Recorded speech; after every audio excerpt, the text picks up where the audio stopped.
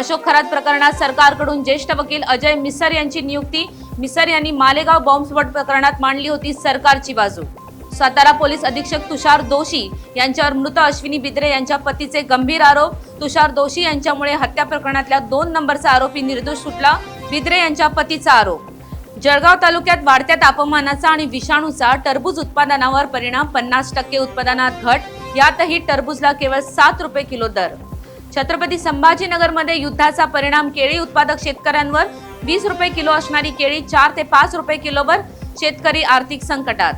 राज्यात तापमानाचा पारा 40 अंश सेल्सिअसच्या उंबरठ्यावर, मात्र महाबळेश्वरच्या पाचगणीत गुलाबी थंडीचा जादुई स्पर्श। नांदेडमध्ये गॅस टंचाई विरोधात नागरिक संतप्त, रिकामे सिलेंडर रस्त्यावर फेकून सरकारचा केला निषेध। गोंदियातल्या अर्जुनी मोरगाव तालुक्यात जंगली हत्तींचा धुमाकूळ, 42 शेतकऱ्यांचं लाखोंचं नुकसान, नागरिकांनी एकटे जंगलात किंवा शेतात जाऊ नये, वन विभागाकडून आवाहन।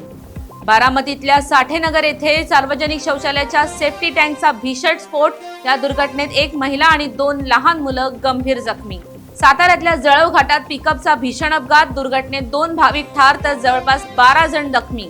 सांगलीतल्या शिरढोण जवळ ट्रॅक्टर आणि कारची धडक, या अपघातात कारमधील पती पत्नीचा जागीच मृत्यू।